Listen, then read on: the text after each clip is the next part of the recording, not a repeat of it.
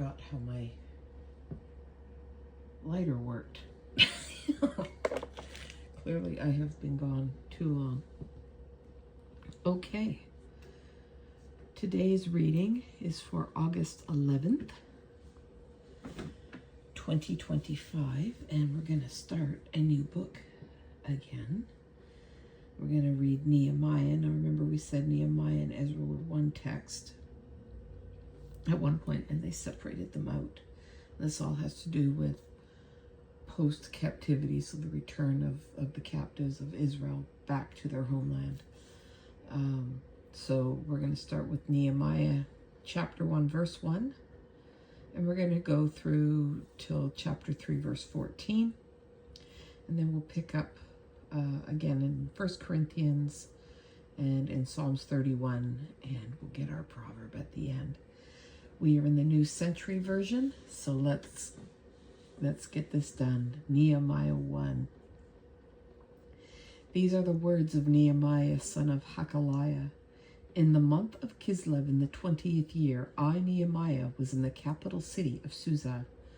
One of my brothers, named Hanani, came with some other men from Judah, and I asked them about Jerusalem and the Jewish people who lived through the captivity. They answered me, those who are left from the captivity are back in Judah, but they are in much trouble and are full of shame. The wall around Jerusalem is broken down, and its gates have been burned. When I heard these things, I sat down and I cried for several days. I was sad and fasted, and I prayed to the God of heaven. Lord God of heaven, you are the great God who is to be respected. You are loyal, and you keep your agreement with those who love you and obey your commands.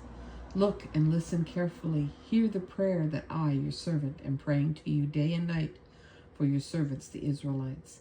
I confess the sins we Israelites have done against you. My father's family and I have sinned against you. We have been wicked toward you and have not obeyed the commands, rules, and laws you gave your servant Moses.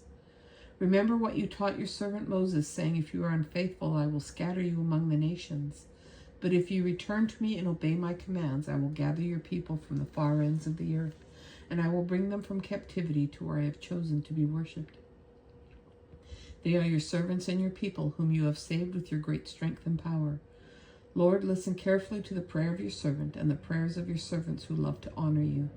Give me, your servant, success today. Allow this king to show kindness to me. I was the one who served wine to the king. It was the month of Nisan in the 20th year. Artaxerxes was king, and he wanted some wine, so I took some and gave it to the king. I had not been sad in his presence before, so the king said, why does your face look sad, even though you are not sick? Your heart must be sad. Then I was very afraid. I said to the king, may the king live forever. My face is sad, because the city where my ancestors are buried lies in ruins, and its gates have been destroyed by fire.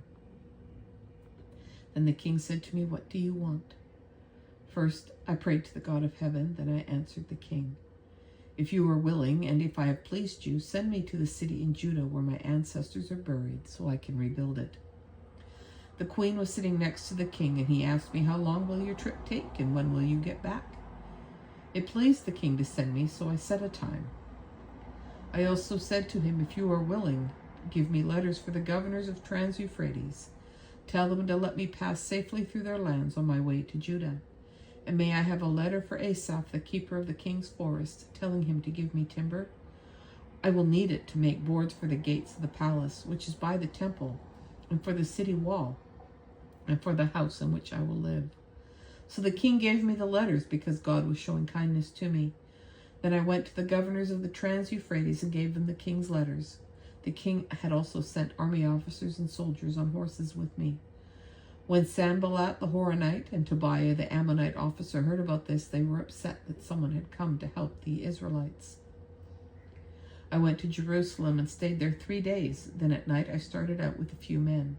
I had not told anyone what God had caused me to do for Jerusalem. There were no animals with me, except the one I was riding.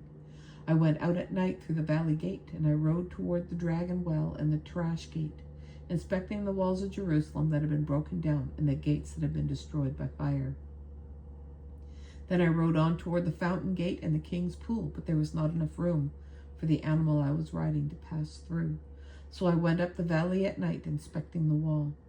Finally, I turned and went back in through the valley gate.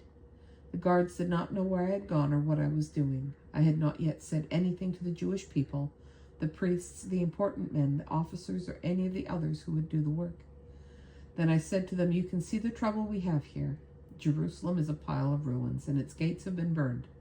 Come, let's rebuild the wall of Jerusalem so we won't be full of shame any longer." I also told them how God had been kind to me and what the king had said to me. Then they answered, "Let's start rebuilding." So they began to work hard. But when Sanballat the Horonite, Tobiah the Ammonite officer, and Geshem the Arab heard about it, they made fun of us and laughed at us. They said, "What are you doing? Are you turning against the king?" But I answered them, "The God of heaven will give us success. We, his servants, will start rebuilding, but you have no share, claim, or memorial in Jerusalem." Eliashib, the high priest, and his fellow priests went to work and rebuilt the sheep gate. They gave it to the Lord's service and set its doors in place. They worked as far as the Tower of the 100 and gave it to the Lord's service. Then they went on to the Tower of Hananel. Next to them, the people of Jericho built part of the wall, and Zakur, son of Imri, built next to them. The sons of Hassanah rebuilt the fish gate, laying its boards and setting its doors, bolts, and bars in place. Meremoth, son of Uriah, the son of Hakkoz, made repairs next to them. Meshullam, son of Berechiah, the son of Meshezabel, made repairs next to Meremoth, and Zadok, son of Baana, made repairs next to Meshullam. The people from Tekoa made repairs next to them, but the leading men of Tekoa would not work under their supervisors. Joiada, son of Paseah, and Meshullam, son of Besodiah, repaired the old gate. They laid its boards and set its doors, bolts, and bars in place. Next to them, Melatiah from Gibeon, other men from Gibeon and Mizpah, and Jadon from Meronoth made repairs. These places were ruled by the governor of Trans-Euphrates. Next to them, Uzziel, son of Hariah, a goldsmith, made repairs, and next to him, Hananiah, a perfume maker, made repairs. These men rebuilt Jerusalem as far as the broad wall. The next part of the wall was repaired by Raphiah, son of Hur, the ruler of half of the district of Jerusalem. Next to him, Jediah, son of Harumath, made repairs opposite his own house. And next to him, Hattush, son of Hashabaniah, made repairs.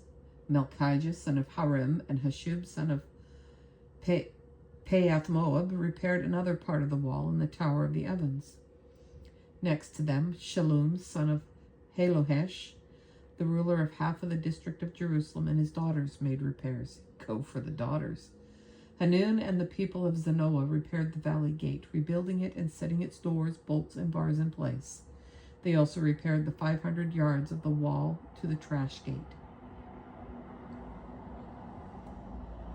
Melchijah, son of Rechab, the ruler of the district of Beth Hakerem, repaired the trash gate, and he rebuilt that gate and set its doors, bolts, and bars in place. Now 1 Corinthians, 7. And we are going to read verses 1 through 24. Now I will discuss the things you wrote me about. It is good for a man not to have sexual relations with a woman, but because sexual sin is a danger, each man should have his own wife, and each woman should have her own husband. The husband should give his wife all that he owes her as his wife, and the wife should give her husband all that she owes him as her husband. The wife does not have full rights over her own body, her husband shares them. And the husband does not have full rights over his own body, his wife shares them. Do not refuse to give your bodies to each other unless you both agree to stay away from sexual relations for a time, so you can give your time to prayer. Then come together again, so Satan cannot tempt you because of a lack of self-control. I say this to give you permission to stay away from sexual relations for a time. It is not a command to do so. I wish that everyone were like me, but each person has his own gift from God. One has one gift, another has another gift. Now for those who are not married and for the widows I say this: it is good for them to stay unmarried as I am. But if they cannot control themselves, they should marry. It is better to marry than to burn with sexual desire. Now I give this command for the married people. The command is not from me, it is from the Lord. A wife should not leave her husband, but if she does leave, she must not marry again, or she should make up with her husband. Also the husband should not divorce his wife. For all the others I say this, I am saying this, not the Lord. If a Christian man has a wife who is not a believer and she is happy to live with him, he must not divorce her. And if a Christian woman has a husband who is not a believer and he is happy to live with her, she must not divorce him. The husband who is not a believer is made holy through his believing wife, and the wife who is not a believer is made holy through her believing husband. If this were not true, your children would not be clean, but now your children are holy. But if those who are not believers decide to leave, let them leave. When this happens, the Christian man or woman is free, but God called us to live in peace.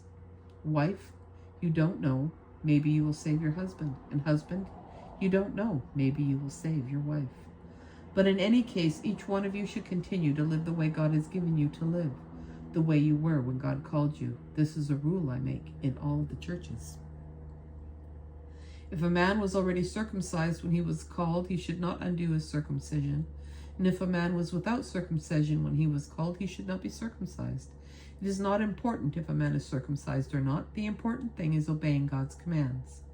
Each one of you should stay the way you were when God called you. If you were a slave when God called you, do not let that bother you. But if you can be free, then make good use of your freedom. Those who were slaves when the Lord called them are free persons who belong to the Lord. In the same way, those who were free when they were called are now Christ's slaves. You are all bought at a great price, so do not become slaves of people. Brothers and sisters, each of you should stay as you were when you were called, and stay there with God. All right, Psalms 31. We'll pick it up at verse 19, and we'll finish it off. How great is your goodness that you have stored up for those who fear you, that you have given to those who trust you. You do this for all to see. You protect them by your presence from what people plan against them. You shelter them from evil words. Praise the Lord. His love to me was wonderful when my city was attacked. In my distress, I said, God cannot see me. But you heard my prayer when I cried out to you for help. Love the Lord, all you who belong to him. The Lord protects those who truly believe, but he punishes the proud as much as they have sinned. All you who put your hope in the Lord, be strong and brave. In Proverbs 21, verse 4, proud looks, proud thoughts, and evil actions are sin. And that's our reading for August 11, 2025. Thanks for joining. It means a lot. Take care, and we'll catch you on the next one. Bye for now.